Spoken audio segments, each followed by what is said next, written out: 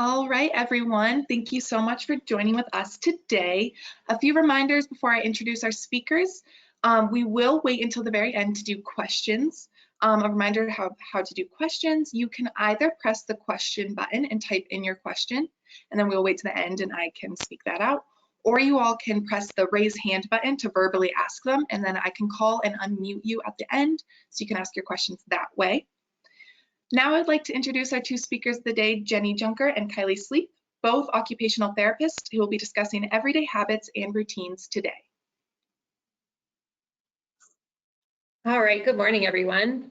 I'm just gonna, try to move this. Okay, so hopefully everyone can see our screen. We made a little PowerPoint here. So we're gonna talk today about just some habits and routines and roles and how we can kind of maintain healthy habits and sort of just make sure that we're staying healthy in our everyday lives.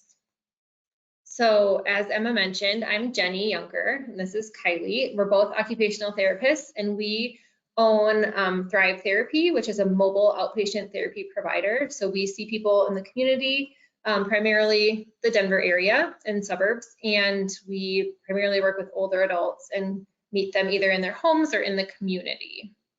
So today, a couple of the objectives that we're hoping you can do by the end of this presentation is determine methods for establishing and maintaining your habits, roles, and routines, as well as incorporate time management and organization, communicate the benefits of movement, and then also come up with a plan to make exercise a daily habit. So we'll talk a little bit about each one.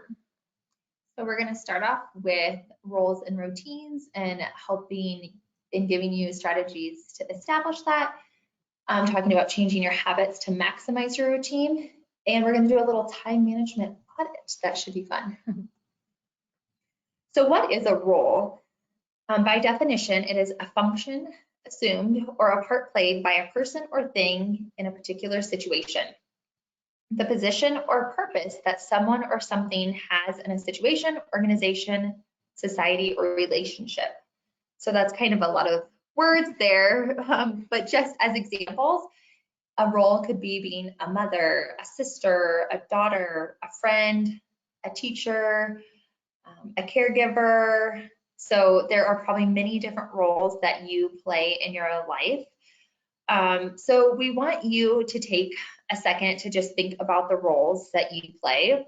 You can either write them down or just kind of think about them off the top of your head. And then what roles are important to you, or maybe what roles you want to have or you want to do. So we'll just give you a little moment there to think about it.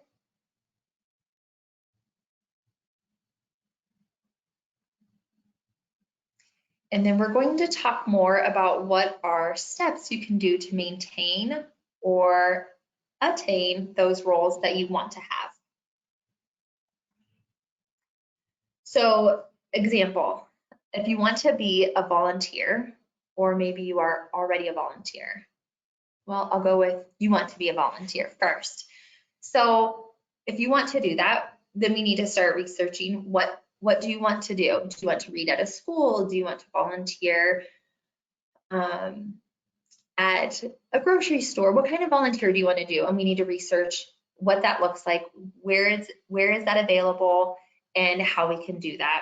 You'll also need to look at all of the restrictions that come to that because of COVID or because of time or maybe because they already have too many volunteers, things like that. So looking at like what restrictions you have and then what steps do you need to take to become that volunteer. Apply for the position, maybe share some of your background and setting up the steps to volunteer. And then also making sure that that fits into your schedule and your routine that you can do that. That kind of makes sense. Okay, so some ways to maintain roles. So one of the things I think that's really important is accountability. So whether that's in something you want to be able to do or that you're already doing, having other people around you or in your life that kind of help keep you accountable. So another example that we had thought about was like exercising, let's say. Let's say you want to go to a gym. Well, of course, it's nice if you can commit, like I'm going to go every day at 8 a.m. or something. If you could find like a workout buddy, or you tell your son or daughter maybe, and they can help encourage you. something like that, something that helps hold you accountable to do that role. Or if it's volunteering, for example, you know, the site or wherever you're going to go to volunteer is going to tell you to come at a certain time and kind of hold you accountable that way. And then also thinking about time management. So of course, with pretty much every role we have, there's time that goes into that, but also being able to manage your time effectively. So one of the strategies that we sometimes tell people is using a timer. So I don't know, let's say that you need to do paperwork as part of your volunteering. So maybe you set your timer, like I'm gonna do it for 5 minutes, and then when that's done, that's all. It just sort of helps you use your time wisely. We're also going to talk about a time management audit on the next slide. And I also have the document if anyone wants it, but it's kind of looking at your whole day and thinking about what are you doing kind of each hour of the day, or you can even do each half hour of the day. I know I've done this in work situations where sometimes you think, I don't know what I've been doing all day, or I don't know why I'm not able to be as productive as I'd like to be. And sometimes it's even as simple as like, oh, I went to the bathroom, I got a drink of water, I had to get up and go get my lunch. Like maybe you can somehow change the way you're using your time to be more effective. So we're going to talk about that on the next slide here briefly. But then also if something isn't working, what can you do? So maybe you change the time of day. So let's say you are volunteering and you're volunteering in the morning at 10 a.m. and you come home completely exhausted. Well, maybe the mornings aren't the best time because maybe based on when you take your medication or just the rest you need, you know, maybe you didn't sleep well during the night. Maybe it's better if you do it at 1 p.m. So trying to think about kind of what time of the day is the best for you and sort of making your roles and routines evolve around that best time of day. Also maybe limiting the time you're doing something. So again, if you're volunteering for 3 hours a day and you're exhausted, maybe you just do 1 hour a day. Or if you're exercising and you're exhausted doing 10 reps, maybe you just do 5 to start. So just sort of limiting and thinking about why am I worn out or what's happening there as far as the timing goes. And then also building in some rest time. So kind of like I mentioned, kind of goes along with the time of day.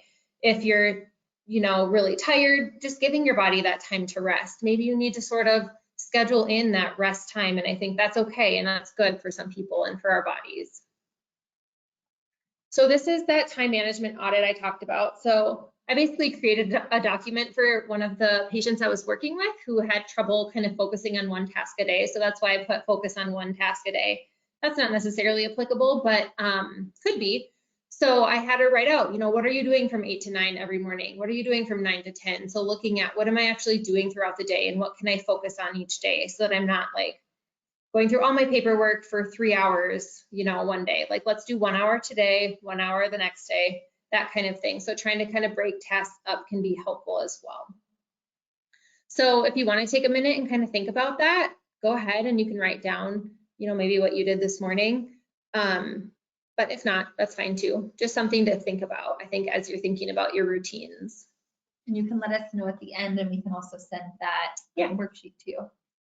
But tips for better organization and establishing your routines. So I think one of the first thing is just decluttering, looking at your space, looking at your environment, and what can you remove that you're not using. So we all have a lot of things around our house every day that are kind of getting in the way of our daily routine and us being productive. So just maybe taking one room at a time, maybe starting with a closet and just getting rid of items that you don't need or that you don't use often. And then clear pathways in commonly used rooms. So leaving large open area for you to get from one common area to the next area, not only for safety, but just allows you to move around better, allows you to be less distracted and more organized when you're moving around. Being prepared and setting out what you need. This is huge. So I think if exercise, for example, is something you want to do and be a part of your daily routine, then maybe setting out your exercise clothes and your shoes the night before or in the morning prior to your exercise, not only to remind you, but to kind of give you that boost to go do it. Or maybe it's just something in your daily routine like showering. You know you're going to shower in the morning, so kind of setting up your clothes for the next day, getting your towels and everything out, so then when you get up in the morning, you're ready to rock and roll and take your shower. Keeping items in the same place. This is really important. So you probably already do some of these things, but having a spot for your keys, hanging them right next to the door when you walk in and out, maybe placing your phone always on the counter, just setting down maybe your planner or your computer or things you use in the same spot so you're not always looking for them and getting, again, distracted or unorganized trying to find things that you use commonly. And then organize your week. So kind of looking back at Jenny's schedule a little bit, but picking a day for each important activity that you need to get done and not doing everything all in one day. So example, Monday could be laundry day. Tuesday might be grocery shopping day. Wednesday maybe making your bed. Thursday is cleaning. Picking a different task for each day, having that focus so that you don't feel like you're always kind of running around trying to complete everything, and you're also not exhausting yourself. And then consider the time of day tasks are being completed. So again, if you're constantly tired or you're feeling like you can't fit in the things that you want to do, switch up the time of day that you do it. Maybe mornings are better for you, so you get done those things in the morning and you rest in the afternoon, or vice versa. Maybe you like to take it slower in the morning, kind of get prepared for the day, and then you'd like to do things in the afternoon. So just know that if something's not working, it's okay to switch it up a little bit. Okay, so now we want to talk about adding movement into your routine. So as you've probably heard before, movement and exercise is very important, especially with Parkinson's disease. So we want to make sure that you're able to add some movement into your daily routine. So especially now, I mean, I guess we're not necessarily as stuck at home as we were before with COVID, but we want to make sure that we're still being able to stay fit and strong, even if we are staying home more than we probably were before. Muscle strength is also directly related to falls. So we want to make sure that we're keeping our legs, especially our lower extremity strength. So our legs strong, but also our arms and our core, especially our back, all those muscles really contribute. Obviously just getting out of a chair, you know, you use your legs, but you also use your arms a little bit. So just making sure that we're maintaining all the muscles we're using throughout the day. And as you've probably also heard, falls are the #1 cause of injury and accidental death in adults over 65. So, you know, I think we frequently talk about older adults falling and trying to prevent falling, and really adding exercise and strengthening specifically can really help, you know, reduce your risk of falling. So it is really important. So how much activity do you need to do? So really, moderate intensity aerobic exercise should be 150 minutes a week. So that might sound like a lot, but if you divide that by 5, so let's say you're going to do things 5 days a week, I mean, that's only 30 minutes a day. So, and it doesn't have to be like, you know, you're going for a jog or anything like that. It could be walking, you know, they have little pictures on here. It could be golfing, swimming, doing, you know, yard work, all those sorts of things, playing with your grandkids, you know, maybe you're going for a walk with them or you're playing at the park or something like that. So don't think that you have to like set aside 30 minutes exactly to, you know, walk on the treadmill or do something like that. It can be doing kind of your daily tasks or things you enjoy doing, but just it's getting your heart rate up a little bit, helping get your blood out to your muscles, things like that. And you can break it up throughout the whole week however you want. So you don't necessarily have to do it 5 days. That's just, if you think about it that way, it's really only 30 minutes a day. And then also, along with the aerobic activity, we want you to try to do 2 days a week of muscle strengthening. So that's kind of what I was mentioning before, is doing some exercises or things that are making you work a little bit harder, really working those muscles. So maybe it's yoga and stretching, or maybe it is actually lifting weights. So we're going to give you some examples here of some things you can do for that as well. So just a little bit more in depth, the benefits of strength training, not that the other slides didn't kind of show us that, but just regular exercise 2 to 3 days a week will help build muscle strength and maintain muscle mass. So again, it doesn't have to be every day. It doesn't have to be for a really long period of time, just getting out and doing some movement. But it helps preserve bone density, it helps maintain independence and vitality with age. So only good things that we want, so it's really important.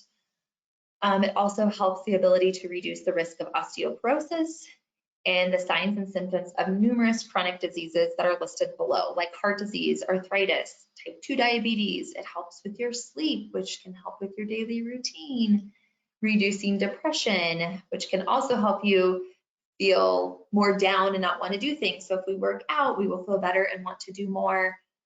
It also helps with memory and thinking. So just so many good things that come from it, and overall you will feel better. I think sometimes it's hard to get motivated to exercise or do any sort of strength training or aerobic exercise, but once you do it, I think most people can say that they really do feel better, and you feel like you have more energy, all those kinds of things. So why strength train continued to prevent bone fractures? That's huge. You know, as we age, we're more likely to fall, so they can just help keep our bones stronger. It helps increase our overall muscle mass. So here is a little fact. By the age 70, we lose 25% of our muscle mass. That's a lot. So we want to continue to build it and maintain it, and that's really important.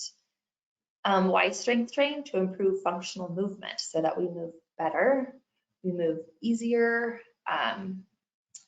We are less likely to maybe have to use an assistive device down the road. And just your overall flexibility, you feel better, your body composition is better. And like I said before, your mental health, just your mood and your quality of life can feel better. So I think if you're already strength trained, that's great. But if you're wanting to start incorporating that into your daily routine, just start small. You know, say, put it on your schedule. I'm going to do 10 to 15 minutes of it a couple days a week. And if that goes well, then increase it and see how you feel. We're going to give you some examples of exercises you can do too in a minute. So how to strength train safely. So it's important that you are doing some strength training, but we also want to make sure that you're doing it correctly and appropriately, and you're not just going to, you know, pick up 10-pound weights and start deciding you're going to exercise today. So I think the first thing that we want to make sure is that you're educated, so that you're doing the correct form and you're really doing it safely. So you're not trying to do 30 reps at a time. You know, from the get-go with a really heavy weight. So really start small, like Kylie said, and just making sure that your form is good. If possible, it's great to do it in front of a mirror, or if you have, you know, a family member, or maybe you're working with a trainer or a therapist, you know, they can of course help you making sure you're doing the right form and technique, making sure you're breathing, all of those kinds of things. Also, it's important that you're training and not straining. So we want to hit all the muscle groups, but again, it's fine to just do like 1 to 2 sets, 8 to 15 reps, I would say, especially to start. I would say to start not more than 10. So 8 to 10 reps, maybe to start, making sure you're breathing deeply in and out and that you're listening to your body. So if you're starting to do something and you feel, you know, that doesn't feel right, or it kind of feels uncomfortable, then just stop. Like, we don't want to overdo it. Again, maybe you're not doing the correct form or something's going on. So we don't want to make things worse, right? Also, just eventually you're going to progress the exercises. So it's okay to start small, doing less reps, and then eventually, if you're able to just discuss with a professional, great.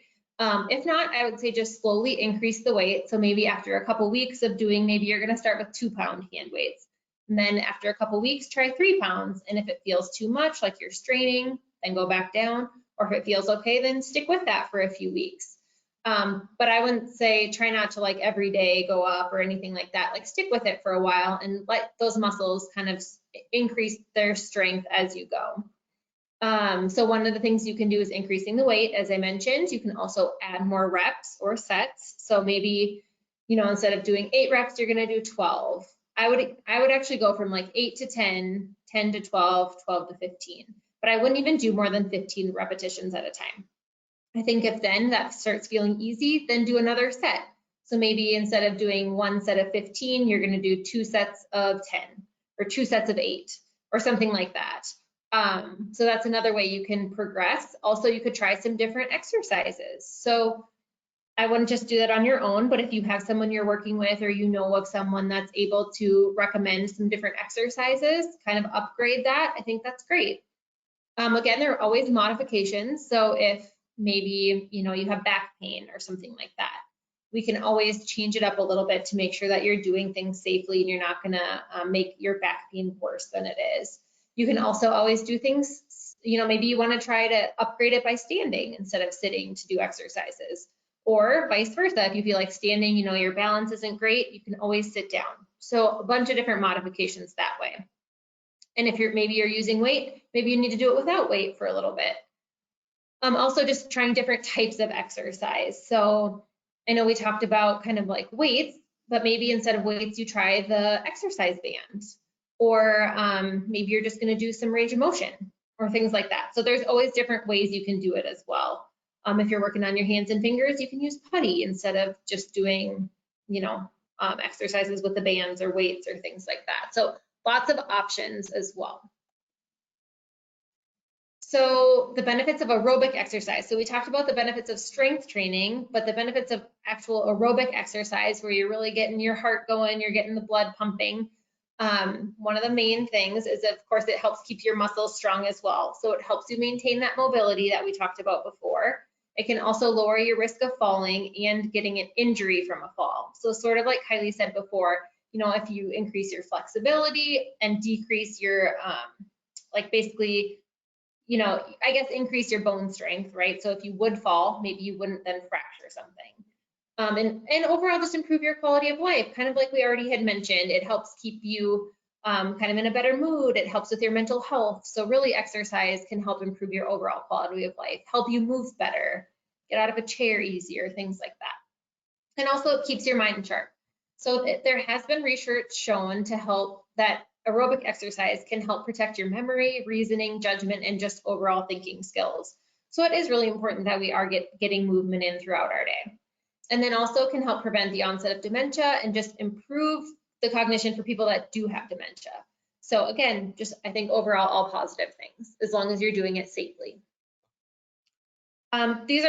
This is just a random fact that we found, but the U.S. Department of Health and Human Services recommends that all adults do some type of strength training that hits all of the muscle groups at least 2 times a week. So the one slide said 2 times a week. I think at least 2 times is great. And I think also the key here is that you're hitting all the major muscle groups. So you're not just going to do bicep curls, right? You're going to work your arms, your legs, your core, all the things if possible. And then if your health or ability prevents you from doing 2 full sessions, just doing as much as you can. So, again, like Kylie said, it doesn't have to be like you're sitting there for 45 minutes doing exercise. Start with 10 minutes and that's okay. You can always work your way up. And even if that's too much, again, maybe you don't use weights, but even just trying to just move your body and increase your muscle strength in any way, as much as you can.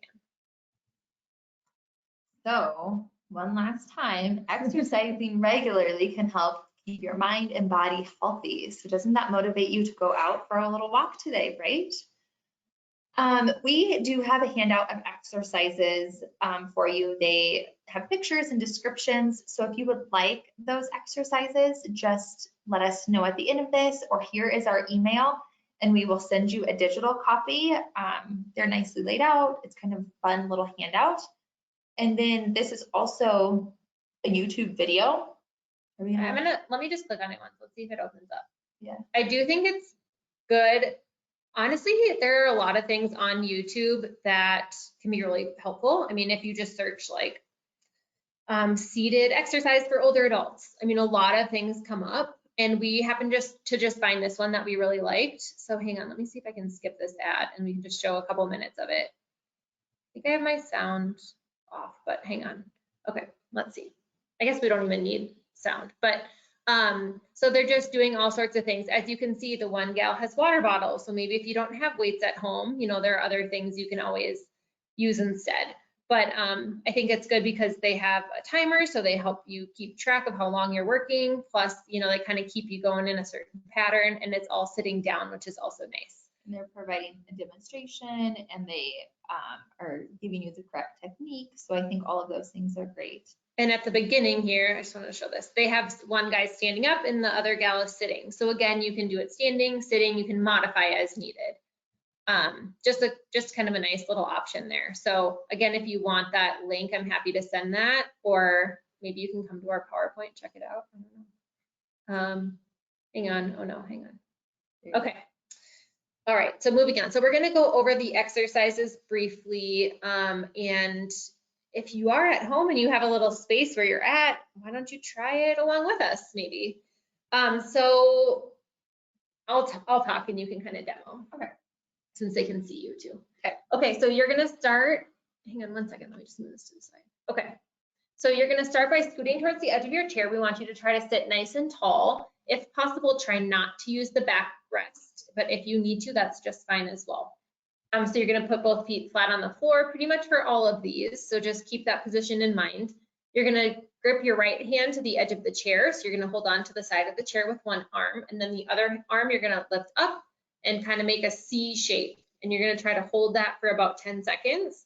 Make sure you keep breathing, and then you're gonna switch to the other side. So this is sort of more of just like a warm-up stretch, just kind of get your body moving, especially kind of loosen up that trunk, get your trunk kind of moving and rotating a little bit more as we go. And with all of these, do what feels comfortable for you today. You know, some days you may feel better than other days, or some things might kind of feel a little off. Don't push it. Okay, so the next one, I probably can't really see you well, but hang on, actually, if I clicked on this, it went. So you're gonna, again, start with both feet on the floor. You're gonna cross one leg on top of the other. This is a little hip stretch. Can't find my mouse. Sorry. Okay. So You want to cross one leg over the other leg. And this might be enough challenge for you right here. This might feel like a good stretch. If not, you can just push a little bit on your leg or even lean forward with your upper body to kind of feel the stretch back into your hip, into your glutes. And it should feel good. It should feel opening. It should feel stretching. There shouldn't be pain here. But again, holding for at least 10 seconds so that you feel a good stretch before you switch to the other side. And yes, do both legs. For all of these, we really want you to do both sides. Okay, a little back bend. So again, we're gonna do this one sitting. If you wanted, you could do this one standing up, but you're gonna start again with your feet on the floor at the edge of your chair, making sure that your back is nice and straight and your feet are flat, and you're gonna just slowly arch your back, tilting your head up to look towards the ceiling. So you're gonna bring your chin up and kind of bend your back. It again should feel good. You probably should feel a nice stretch there. Try to hold it for 10 seconds if you can, and then you're just gonna come back to the starting position.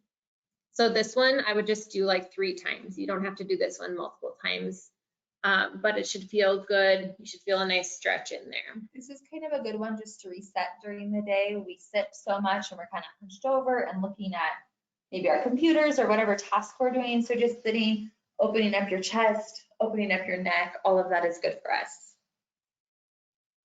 The next one is a shoulder press. So if you had weights, great, or water bottles or whatever cans you want to hold in your hands, whatever it might be, or nothing is fine too. You're going to sit straight. Again, you can have your back against the chair, or if you want to work your core a little bit more, just have your back nice and straight, not against the backrest.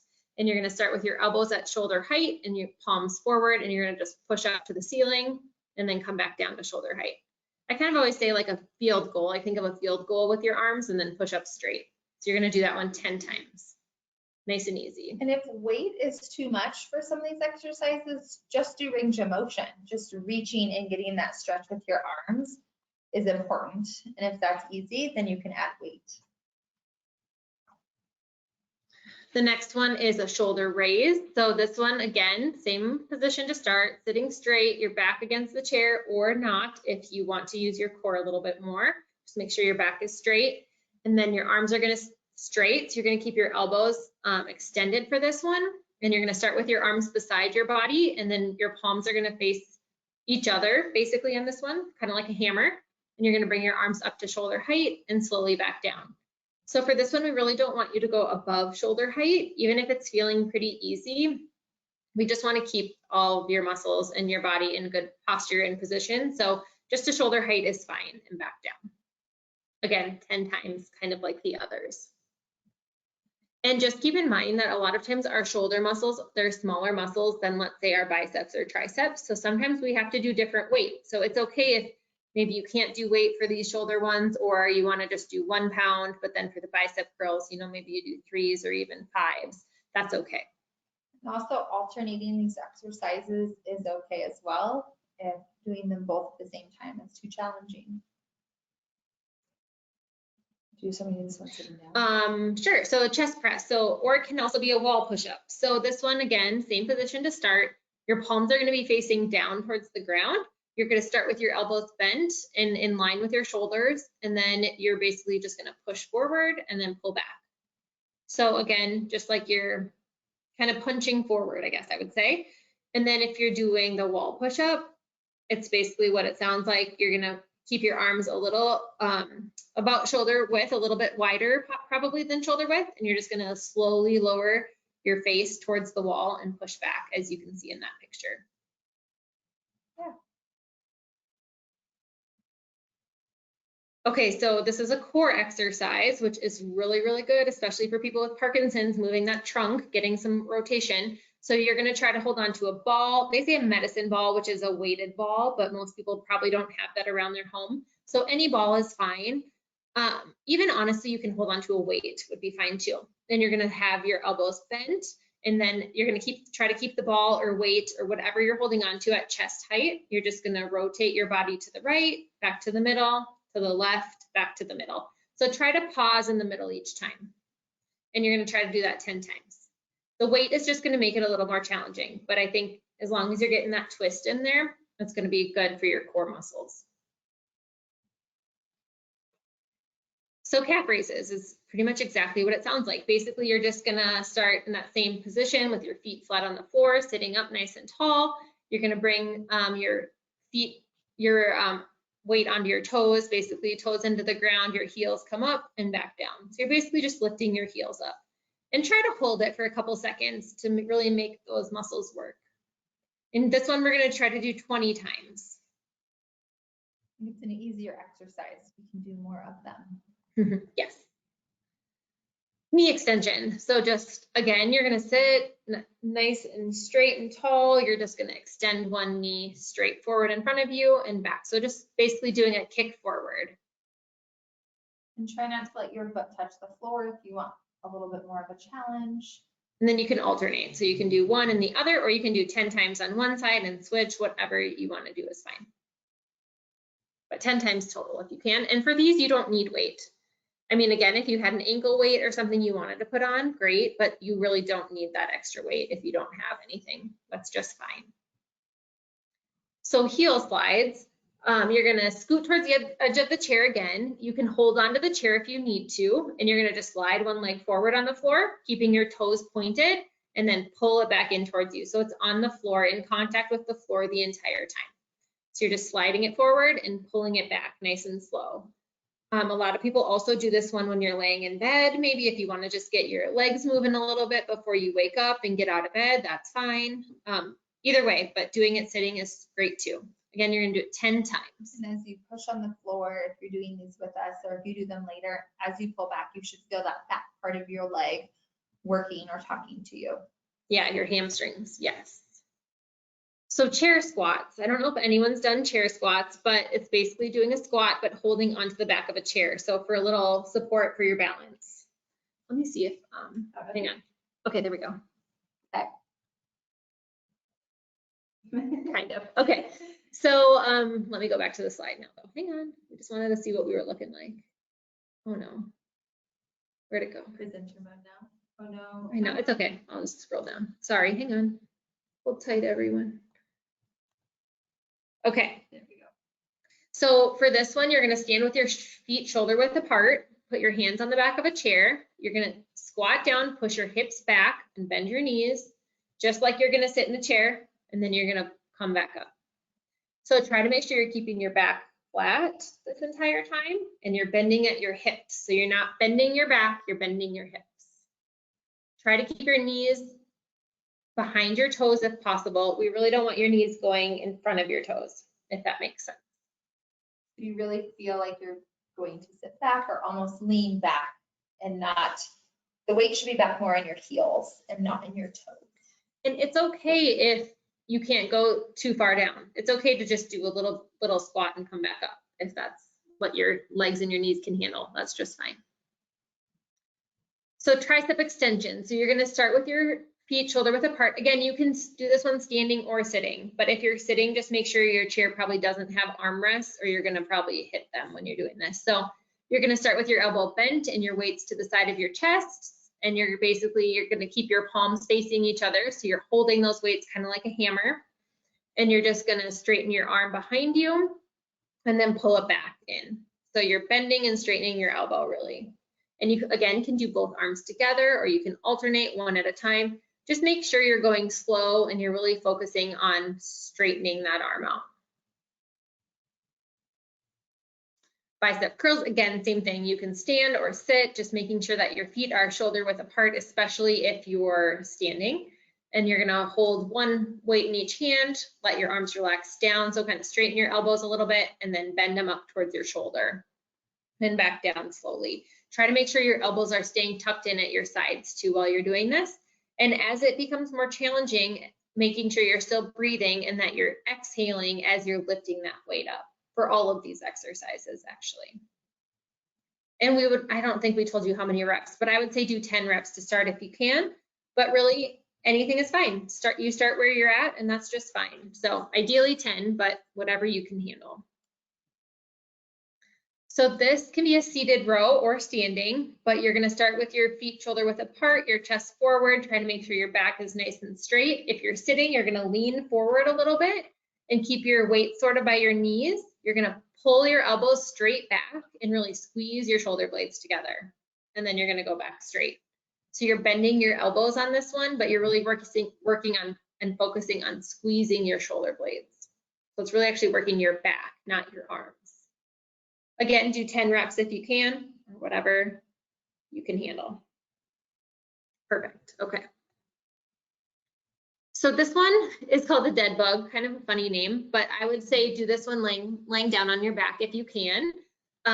If not, you can do it sitting and you would just work on sort of marching your knees up and alternating your arms. So this one, you're gonna bend your hips and your knees to 90 degrees. So as you can see in that picture, you're gonna lift your foot off the ground and then you're gonna engage your core, keep your low back onto that mat if you're laying down, and you're gonna bring your opposite arm. So keep your right arm, left leg where they are. Slowly reach your left arm back and you're just gonna switch. So if that makes sense. So if you can see what Kylie's doing, you're kind of alternating. Yes. But if you were just seated, even bringing your knee up engages your core and gives you a crunch. And if you are sitting, you can always bend those arms and sort of do like a, yeah, like a crunch, like a little twisted crunch there. So opposite arm to opposite leg, if that makes sense. Move nice and slow. And again, exhale as you go. You're going to switch sides each time. So you're going to alternate on this one. Do 10 each side if you can, or you can always do 5 each side, take a rest, do 5 more, whatever you can do. Whatever you need to do is fine. All right, hip bridges. So this one you're going to lay on your back. You can't really do this one sitting. You can squeeze your bottom. What I would say would probably be the, I don't know, modification. Yeah. But if you can lay down, great. You're going to have both hands at your side. I think the picture on this one does a really good job. So your feet are going to be flat. Make sure that your knees are bent up, but look at how her feet are not necessarily against her bottom.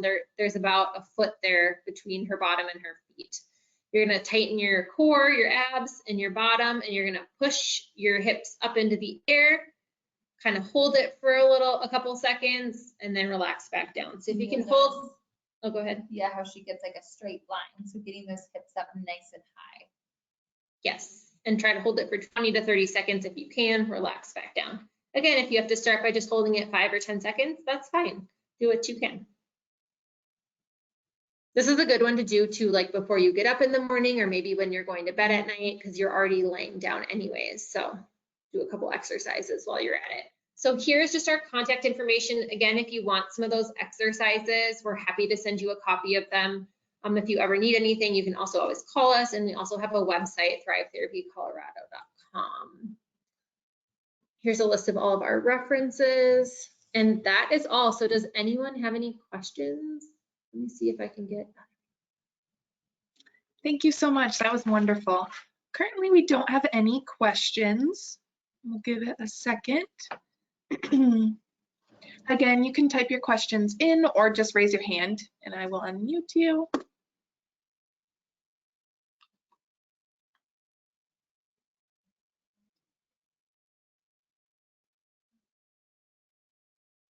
All right.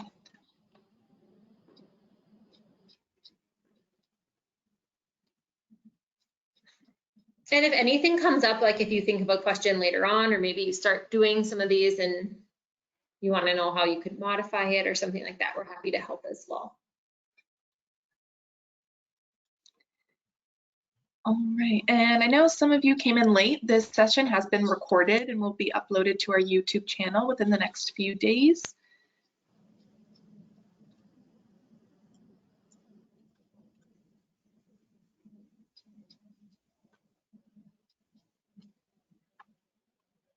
All right.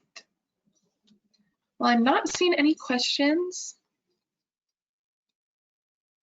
So with that, I think we can end a little early. Again, thank you so much, Jenny and Kylie. That was wonderful. And thank you so much for everyone for joining us today. All right. Thanks, everyone. Have a good day. Thank you.